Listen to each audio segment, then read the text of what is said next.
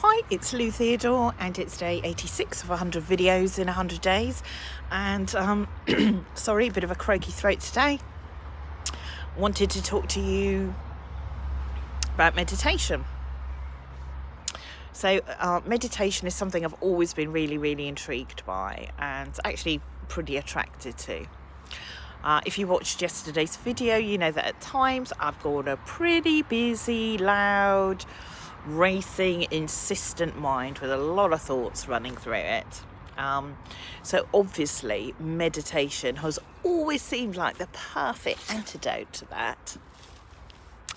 Over the years I've probably tried it 5 or 6 times, and I would say without very much success, for various reasons, nothing to do with the teachers. It just hasn't worked for me. And I found actually some of the practices really complicated, and they've just sort of amplified my thinking. So I kind of given up on it. You know, I felt a bit like a failed meditator actually. You know, you'd think it's something that anybody could do, but I haven't felt comfortable with it. And then recently I started my own mini meditation practice, which basically involves no tools or techniques, no breathwork, no mantras, absolutely nada. And all I do is I commit to a period of time. Most of the time it's an hour for me. And I sit in silence for an hour. And that's my meditating. Now, obviously, let's be honest with full disclosure here. That hour is not always comfortable. Quite often for 40 to 50 minutes even, I might still have a really busy mind. And it's not busy with lovely, soulful, kind of meditating, yoga-y type thoughts. Oh no. It's generally telling me that I'm wasting my time. I'm too busy, I've got to get on, I've got to be more productive. What the heck do I think I'm doing? All that sort of thing. But whatever pops up, whether that's those sorts of thoughts or all sorts of feelings may pop up, I just sit there and allow them. So I don't try to stop anything. It just happens. I sit still and I keep listening. And then there is that period where my mind actually does get quiet. And that's an amazing thing, because I find during that period, that's when bursts of inspiration and insights come.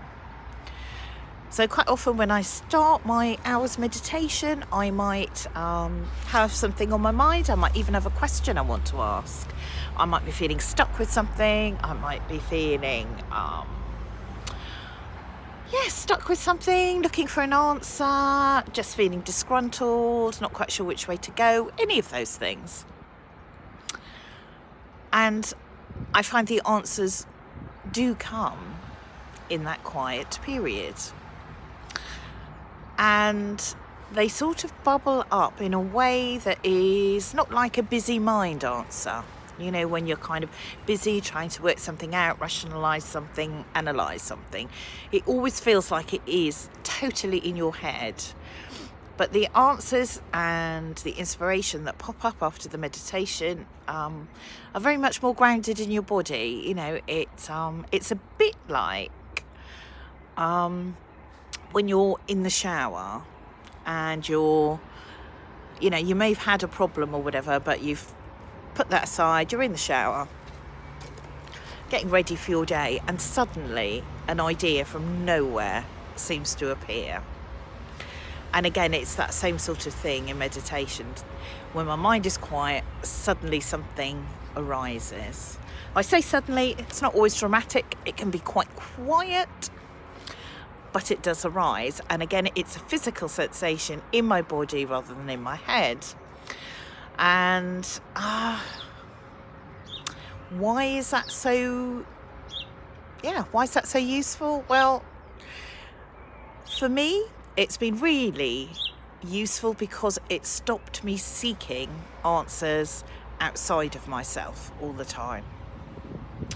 So I think if you had met me a little while ago, you probably would have termed me a seeker, which isn't a phrase I like particularly, but there we go. I think you probably would have called me one, that I read lots of spiritual books, lots of self-help books, watched lots of videos, talks, all that sort of thing. I've always been interested, I suppose, in finding answers. You know, whether that's answers to how to have a more fulfilling life, how to unlock your potential, how to change your mindset, all those sorts of things. I mean, there's a whole massive industry, isn't there, built around this. But looking outside of myself. And what I've found through the meditating and some other things as well is that the answers lie within us. They lie within me and they lie within you. They don't lie outside of you. We all have access to the wisdom and the resources that we need to make our lives happy and fulfilling. So we can stop looking outside the latest guru, the latest transformational speaker, whatever it may be. And I'm not saying that those things are still not fun to investigate. You know, I still watch talks, I still read stuff, but without the same urgency. Because I'm interested in it, because, you know, I might like some of the concepts, the ideas, I find it stimulating, but not from a sense of lack and not from a sense of need. And that's quite a big shift. And the amazing thing is it's the same for us all. It's not like I've developed this sort of intricate meditation practice which allows me to access some sort of, you know, untold wisdom. Nope. It's just me sitting still for an hour.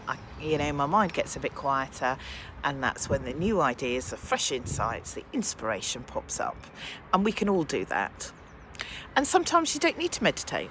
You know, sometimes I'll be walking down the street, in the shower, whatever it might be, doing something utterly unrelated generally to a problem or question I've been trying to solve, and bingo. I think we've all had those moments when it's like, oh, yeah, like a light bulb moment, where suddenly we see something differently, we see a different solution. So for me, meditation has been really helpful because it's giving me another pathway to that. So I wanted to share that just in case there was anybody else who had tried sort of formal meditation practices and hadn't got on very well with them, to say, look, there is hope. I didn't get on with them well either.